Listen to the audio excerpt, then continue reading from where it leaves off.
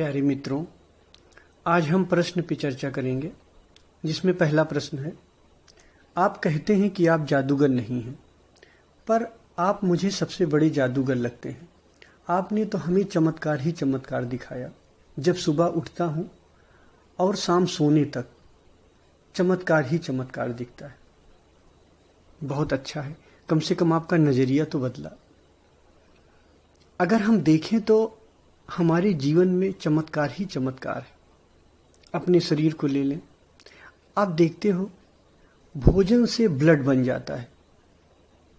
अभी तक बाहर कोई ऐसी फैक्ट्री नहीं बन पाई है जो भोजन से ब्लड बना दे। इससे बड़ा चमत्कार और क्या है। दिल अपने आप धड़क रहा है। 1 साल शुरू से धड़कना शुरू होता है और 70 साल 80 साल तक धड़कता रहता है।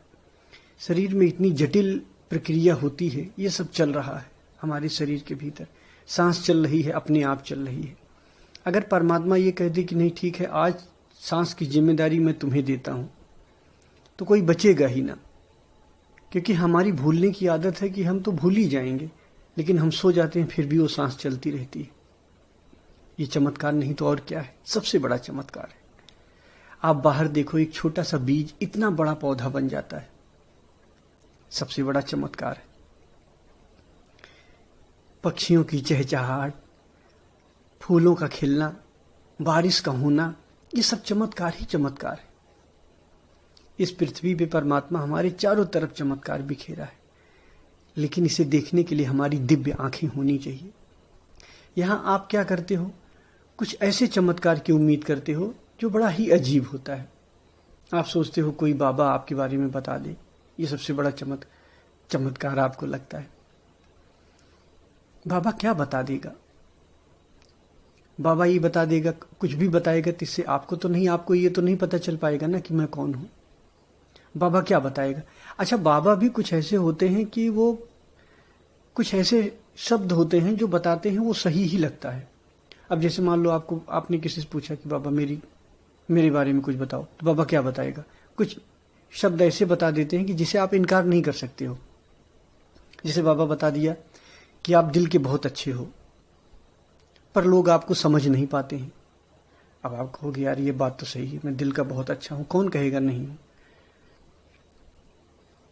फिर बाबा बताएगा कि आप बहुत सच्चे इंसान हो, आप लोगों के लिए अच्छा करते हो, लोग आपके लिए बुरा कर देते हैं। आप कहोगे ये भी सही है। फिर बाबा बताएंगे पैसा आपके पास बहुत आता पर रुकता नहीं है। आप कहोगे ये भी बाबा सही बताए। तो इन सब चीजों को आप हिप्नोटाइज हो जाते हो, ऐसी चीजें सुन सुन के, और आप सोचते हो कि ये बात सही है। ये सब बेवकूफ बनाने का तरीका है। आपको कुछ बता दिया, कुछ सुना दिया, आपको उससे क्या फर्क पड़ जाता है? कुछ नहीं होता है। लेकिन इन सब चीजों में आपको नहीं ध्यान देना है। फिर आपने आगे लिखा है, आपने मेरे जीवन को ऊर्जा से भर दिया और मेरे जीवन में प्रेम का जादू डाल दिया। जब आप कहते हैं कि 6 महीने आप ध्यान करो, न समझ आए तो चले जाओ, तो मुझे बहुत दुख होता है। देखो, सच्चा ध्यान यही है कि आप ऊर्जा से भर जाओ। आपने लिखा है कि मेरे जीवन को ऊर्जा से भर दिया। जो आपको अनुभव होता है यही सच है। कौन क्या बता देता है। जादूगर भी बहुत से जादू दिखा देते हैं, बहुत से गायब कर देते हैं, हिप्नोटाइज कर देते हैं, बहुत सारी चीजें होती, वो सब अलग विज्ञान है। तो इसमें नहीं, सबसे बड़ा चमत्कार है कि आपका जीवन ऊर्जा से भर जाए, आपका जीवन आनंद से भर जाए। आप अपनी आत्मा को जान लो। चमत्कारों की माता आत्मा है, जहां से सारे चमत्कार पैदा होते हैं। उस चमत्कार में आप चले जाओ। जिस चमत्कार को जानने के बाद और कोई चमत्कार बाकी न रहे, उस चमत्कार में आप चले जाओ। तो आपके जीवन में आप ऊर्जा से भर रहे हो, सबसे बड़ा चमत्कार है। ये कहां से आ रही है ऊर्जा? आत्मा की ऊर्जा है ना। सौभाग्यशाली हो कि ये ऊर्जा आप पे बरस रही है। फिर आपने लिखा है कि 6 महीने में जाने के लिए आप कहते हो तो मुझे दुख होता है। मैं आपको नहीं कहता हूं। होता क्या है कि आप लोग ग्रुप में जुड़े हो, आपको हम ऑडियो भेजते हैं, ध्यान की विधियां भेजते हैं, और आप लोग अपनी विधियों को किसी और से शेयर कर देते हो जो इस ग्रुप के नहीं है। वो आपको अलग अलग बातें बताने लगते हैं, समझाने लगते हैं, ये गलत है, वो गलत है, ऐसा है, वैसा है।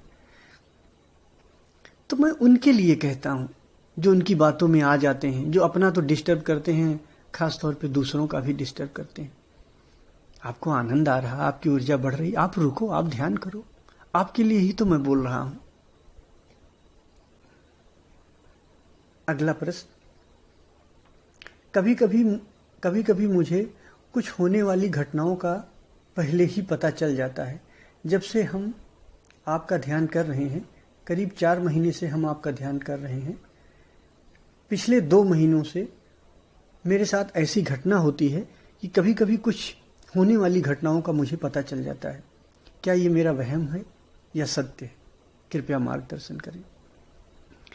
देखिए, जब आप ध्यान में जाने लगते हो तो ध्यान में जाते जाते आप ध्यान में होता क्या है, आपके विचार धीरे धीरे कम होने लगते हैं, आप शून्यवत स्थिति में जाने लगते हो। ऐसे कंडीशन में आपको ऐसी घटनाएं घटेंगी, आपका वहम नहीं है। कभी कभी ऐसे भी व्यक्ति होते हैं जो ध्यान नहीं करते हैं, उनको भी ये पता चल जाता है। दरअसल आप जितने मन से शांत होंगे, आप जितने शून्य होंगे, ये सब चीजें उतना ज्यादा आपको पता चल जाएगी। होता क्या है कि जो चैतन्य है वो सिर्फ चैतन्य आपका नहीं है, पूरे ब्रह्मांड में सबसे जुड़ा हुआ है। वो चैतन्य सबसे जुड़ा हुआ है। अब जब आप शून्य हो जाते हो, आप चैतन्य हो जाते हो, तो चैतन्य पूरे ब्रह्मांड की कड़ी है। तो कभी कभी कुछ होने वाली घटनाओं का पता चल जाता है ध्यानियों को। और ये कोई चमत्कार नहीं, ये ध्यान का नियम है। अगर ऐसा होता है तो ये ध्यान का नियम है, इससे कोई घबराने वाली बात नहीं होती। जैसे होता क्या है कि जब आपका मन शून्य हो जाता है, जब आपके अंदर अपना कोई विचार नहीं होता है, आप शांत बैठे हुए हो, आपके बगल में कोई दूसरा व्यक्ति आ गया और वो बहुत उद्विग्न है या बहुत कुछ सोच रहा है, तो कभी कभी आप उसके विचार भी पढ़ लोगे। वो सोच रहा है, आपको विचार अचानक आ जाएगा। जैसे आप एकदम शांत बैठे हो और कोई व्यक्ति एकदम उद्विग्नता या क्रोध से आपके पास आके बैठ गया, तो चूंकि आप शांत हो, आप तुरंत उसके विचार को पढ़ लोगे। तो कभी कभी आप कंफ्यूज हो जाते हो, अरे यार मैं तो इतना शांत था और ये क्या हो गया, अचानक मुझे क्रोध उठने लगा। तो ये क्रोध आपका नहीं है, आपके बगल जो बैठा हुआ व्यक्ति है वो क्रोधित है। काम क्रोध मोह लोभ किसी वासना से अगर ग्रसित है तो वो विचार आपके अंदर आ जाएगा। ध्यान रखना, अपने भीतर आप जितना ज्यादा देख पाओगे उतना आप दूसरों को देख ले जाओगे। हम जितना अपने भीतर देख पाएंगे, हम दूसरों को भी उतना ही जान सकते हैं। और जिस दिन हम पूरी तरह से सिद्ध हो जाते हैं, हम सब कुछ अपने आप हमें, क्योंकि हम चैतन्य हो जाते हैं, तो उस चैतन्य की अवस्था में बहुत सारी चीजें पता चलती। ये चमत्कार नहीं है, ये उस ऊंचाई का नियम है।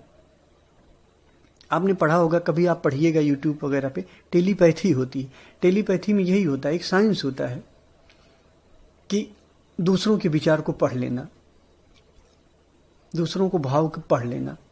तो जब आप शांत होते हो और आपके पास कोई आके बैठ जाता है या कोई कुछ बोलता है, तो आप उसके भाव को, उसके विचारों को पहले ही पढ़ लेते हो। ये नॉर्मल है। या टेलीपैथी होती है कि हम अपने विचार को कहीं दूर तक, किसी तक भेज दें। इस पे बहुत से प्रयोग हुए हैं, आप पढ़ोगे तो आपको पता चलेगा। और ध्यान का ये भी एक नियम होता है कि जैसे जब आप ऊंचाई पे होते हो, जैसे अब मैं एक उदाहरण देता हूं आपको। एक पेड़ है, पेड़ के ऊपर आप बैठे हुए हो और आपका दोस्त पेड़ के नीचे बैठा हुआ है, और आप पेड़ पे चढ़ के एकदम ऊंचाई पे बैठे हो, सबसे ऊंची डाल पे आप बैठे हुए हो, और आपका दोस्त है वो एकदम नीचे बैठा हुआ है, जमीन पे बैठा हुआ है, पेड़ के नीचे। अब अचानक आप देख रहे हो कि एक शेर आ रहा है। आप अपने दोस्त से कह रहे हो कि एक शेर आ रहा, तुम भाग जाओ यहां से, तुम भी ऊपर आ जाओ। तो आपका दोस्त कहेगा, यार मुझे तो नहीं दिखाई दे रहा है।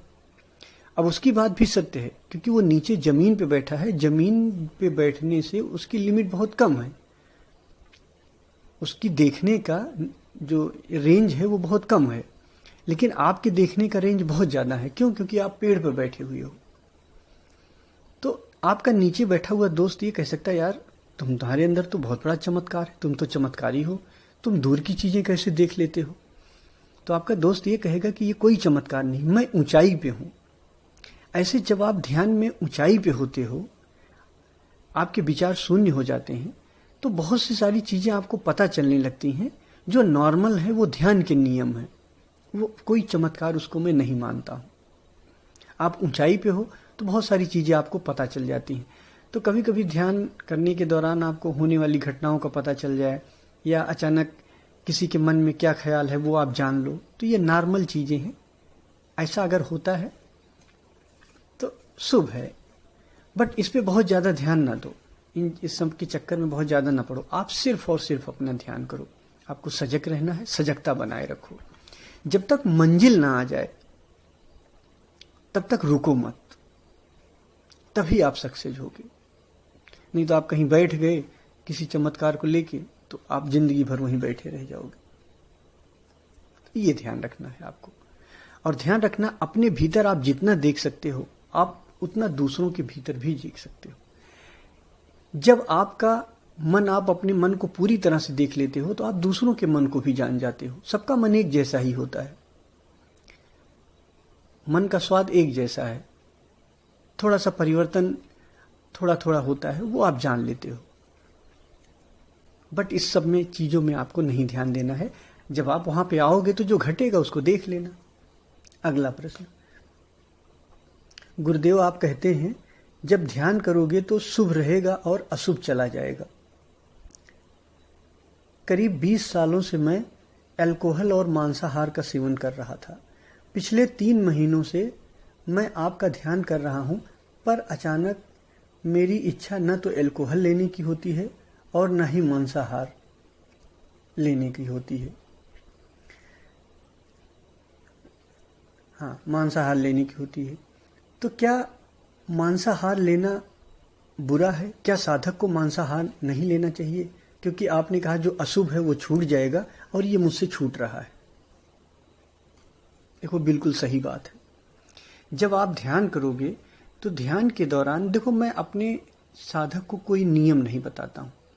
मैं कहता हूं कि सिर्फ आप ध्यान करो। मैं ये नहीं कहता हूं आप व्रत रखो, नियम रखो, आप यहां न खाओ, वहां न खाओ, होटल में न जाओ, या क्या खाओ क्या न खाओ, ये सब मैं कुछ कहता नहीं हूं। मैं सिर्फ यही कहता हूं कि आप ध्यान करो। ध्यान करने के दौरान जो छूट जाए उसको छोड़ दो, और जो रह जाए उसको पकड़ लो।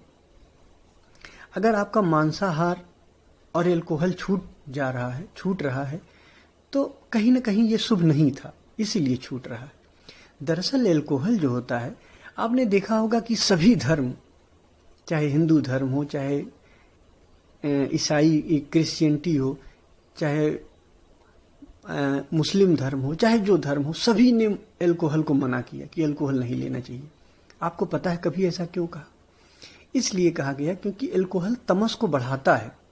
अल्कोहल से आपको बेहोशी आती है, और बेहोशी ध्यान की विपरीत है।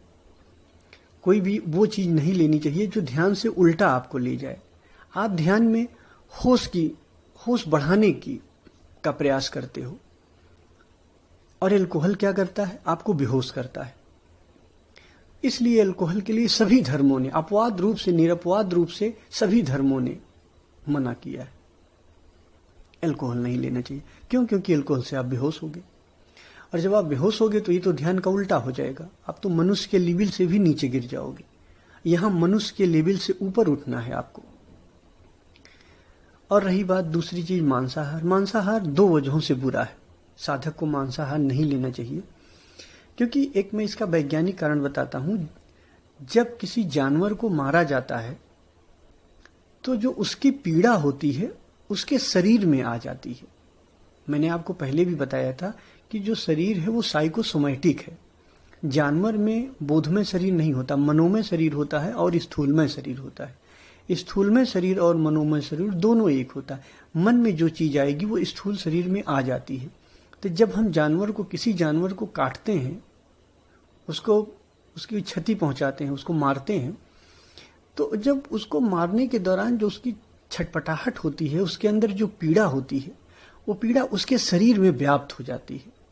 जो बॉडी होती है उसकी पूरे के पूरे शरीर में व्याप्त हो जाती है। अब अगर उसको आप खाते हो, उसका सेवन करते हो, तो वो पीड़ा आपके शरीर में आ जाती है। इसलिए मांसाहार करने वाले ज्यादातर लोग मानसिक विक्षिप्त, मानसिक बेचैन, परेशानी, डिप्रेशन ये सब ज्यादा होने लगता है।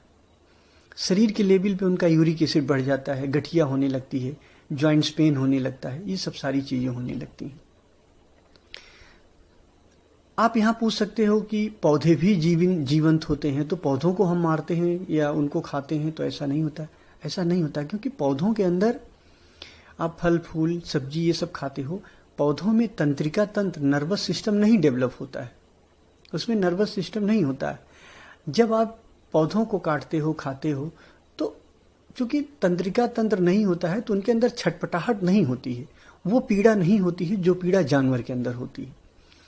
तो इसलिए आप उसको खाने के बाद आपको कोई मानसिक परेशानी उस तरीके की जो वैज्ञानिक रूप से है वो नहीं आती। लेकिन जानवर को जो आप खाते हो, तो चूंकि उनको मारा जाता है और मारने के बाद जो उनकी छटपटाहट होती है, मनोमय शरीर की जो पीड़ा होती है, वो स्थूल में शरीर में आ जाती है, और उस स्थूल में शरीर को जब आप खाते हो तो वो पीड़ा आपके अंदर आ जाती है।